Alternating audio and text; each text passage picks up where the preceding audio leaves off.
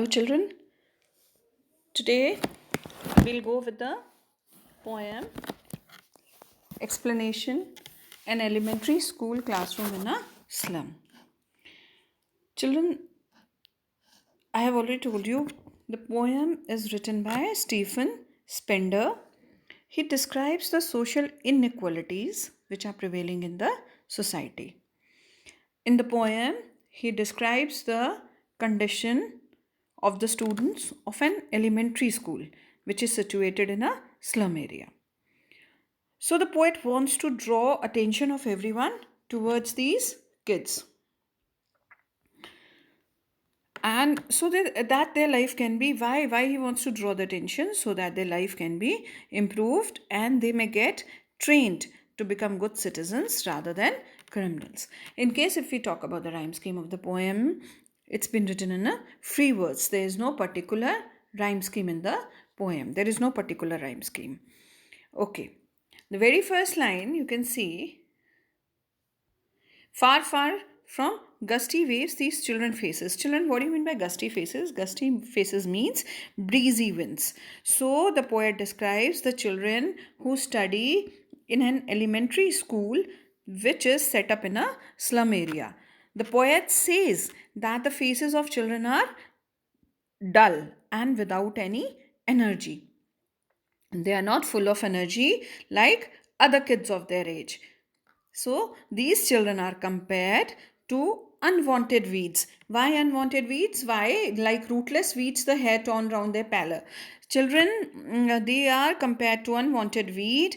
Here the writer wants to say that these children seem to be unwanted, like the unwanted weeds which grow on their own in the fields, the unnecessary plants which grow on their own on the fields.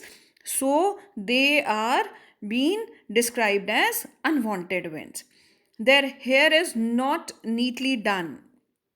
He's talking about hair torn round their pallor. Pallor means dull face. So pallor means dull face. So he says that their hair is not neatly done. It falls on their pale face as if they have been torn apart. It has been torn apart.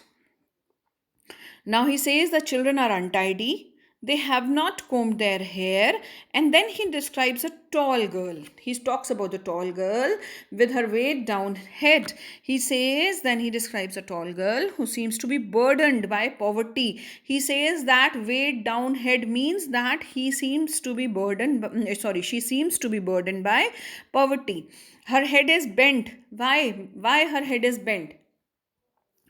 Maybe it may be, we can say that maybe she has bent her head because of tiredness, or maybe because of shame. The paper seeming boy, what do you mean by paper seeming boy? Paper means weak. So there is another boy who is so weak and thin that he has been compared to a sheet of paper. The paper seeming boy means that he is being compared to a sheet of paper. Then with rat size, the stunt unlucky hire of twisted bones. Now he talks about that the boy's eyes reflect greed. It's been talking about with rat size. That means the boy's eyes reflect greed, and he wants to achieve everything. He wants to achieve everything. Further, he says that he describes another student who is physically disabled. He says of twisted, the stunted, unlucky hire of twisted bones, reciting a father's gnarled disease. Now he is talking about the gnarled means rough. Now he is talking about that the other boy, the other student who is physically disabled. So the poet says that this boy is unlucky. Why he calls the another boy unlucky? Because he inherited a disease from his father, due to which he has a deformed body, due to which he has a twisted bones. Instead of getting any facility from his father, he has received a disease in heritage. So this disabled boy is sitting on his bench and is reciting his lesson. At the back of the class in dim dark area was a small boy. His lesson from his desk at the back of the dim class, one unknotted, sweet and young. Unknotted, sweet and young means at the back of the class in dim dark area was a small boy who was not visible to the poet. Why? As he was sitting in darkness. He was sitting in darkness, so he was not visible to the poet. The poet could see his eyes, which were bright and full of a dream. It was full of a dream. His eyes live in a dream of squirrel's game in tree room. Other than his means that he was not paying attention to the class. That boy was not at all paying attention to the class, and it seemed as if he was rather interested in playing with squirrels in the tree house. He was busy. He wanted to go out and he wanted to play with squirrels rather than attending the class. So children, I'll separately mention the literary device over in this paragraph is, first of all, there is a simile. Children are compared with rootless weeds. Like word is used, so here it is simile. Then we have another figure, literary device is metaphor. When boy is compared with paper as he is thin, then paper seeming boy. Children are compared with rootless. Children, be very careful, there is a simile, the paper seeming boy, and over there in the second line it is like rootless weeds. So in simile we use like and as when we compare, and when we are talking about the metaphor we compare, and there are some familiar characteristics in metaphor I've already discussed. And then now it comes to the third figure of speech used in the very first paragraph is repetition, use of far to stress on the distance. He has used the word far again and again to stress on the distance. If we come up to the next paragraph, on sour creamy walls, donations, Shakespeare's head. Now sour over here means unpleasant. Here it refers to the color of sour cream, means off-white, means creamish. So he says that, the poet further says that, the poet describes rather the walls of the school. They are cream in color, like the color of sour cream. Sour means unpleasant. So it is like a color of sour cream. What does it mean? Children, it means that the walls are not clean. They have not been painted recently. They are not clean, and they have the walls, they have not been painted recently, and they are covered with now he further says that they are covered with different charts and images that must have been donated by different people. They must have been donated by different people. There is a picture of Shakespeare. Shakespeare's head. Shakespeare's head means there is a picture of Shakespeare over there on the wall, and his head, they are talking about head means his head, which is bald, looks like the rising sun at the horizon. He says cloudless at dawn, civilized doom, riding all cities. He says that his head looks like the rising sun at the horizon. Now at this time of daybreak, he says, further says, the sun is rising. The sun is rising at the horizon and is semicircular like a dome shape. Like a dome shape. You must have seen the dome. So it is like dome shape. The sun is, when it is rising, you must have seen the sun rising. Whenever this, if you see the sun rising, it is of dome shape. So he says that the sun is rising at the horizon and it's semicircular like a dome shape. It seems to be behind all the cities. It's riding all cities means it seems to be behind all the cities. And then there is a picture of famous Trioli's Valley, which has beautiful flowers. Built flowery Trioli's Valley. Trioli's Valley, he says, Trioli's Valley is, children, a beautiful ice-free valley in Austria.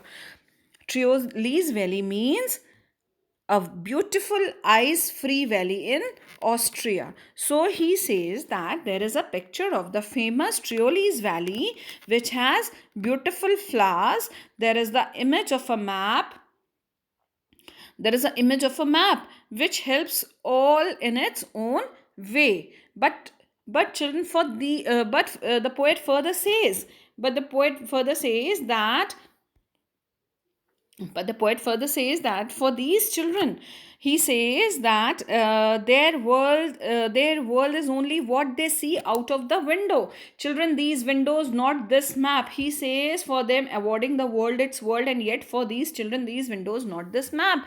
The poet here says, children, for these children, the map is not the world. For them, the world is what they see out of their window. Whatever they see out of their window is their world. He says that there is an image of a map which helps all in its own way. But for these children, the map of the world is irrelevant. Why he says that map of the world is irrelevant? Because the slum where they live is different from what is shown in the map. Their world is only what they see out of the window of the classroom, the slum. So it is their world. Now he further says that their future is full of darkness. He says that their future is full of darkness. He says that their future is full of darkness. Their future is compared to a narrow street scaled in with a lit sky, far, far from rivers, capes, and stars of words. Children, what do these lines imply? Here, the poet says that their future is compared to a narrow street. Why narrow street, children? Narrow street because it means that there is no wide scope available. Wide scope for what? For their future growth. These children are far away from the radiant light of knowledge and education. Far, far from rivers, capes, and stars of words. Stars of words, children, here it means light of knowledge and education. Capes means, what do you mean by capes? Children, capes is a large piece of land that sticks out into the sea from the coast. It is a large piece of land that sticks out into the sea from the coast. So, children, he talks about that these children are far away from the radiant light of knowledge and education. Now, in this paragraph, the literary device which is discussed is which is implied as metaphor. Walls are described to be dull as sour cream. Then the future of the kids described as limited. Narrow street sealed with a lead sky. Then we have assonance. Assonance I have already discussed. Assonance, repetition of vowel sound E. When we are repeating the vowel sound, then it becomes assonance. Where is it? It is over belt, flurry, trioles, valley. So it is assonance. And the next is allusion. Allusion is reference to a well-known person or place. So allusion, when we talk about allusion as a literary device, it refers to the well-known person or place. So he's talking about Shakespeare's head, and we can take it as Cheerley's Valley also. Again the same, we have repetition. Repetition is the word far. Word far is repeated again and again. Now I am stepping up to next paragraph, that is the third paragraph. Surely Shakespeare is wicked. Why Shakespeare is called wicked? Children, the poet actually further says that these children live in the slum area. Fine. He's talking about the children who lives in the slum area. They are poor people. They have faced so many hardships. They have so many difficulties. They have so many problems that they feel every other person's to be their enemy. They think that every other person is their enemy. And why Shakespeare is called wicked? Because for them Shakespeare is an evil man. Why? Actually, they don't find the map to be a good thing. They don't find Shakespeare over there. They find the realities. They want the ground reality. For them, no, there is no, they were never liked or loved by anyone. So therefore they hate almost everyone. Okay, they don't find the map to be a good thing because they were never liked or loved by anyone. Therefore they hate almost everyone.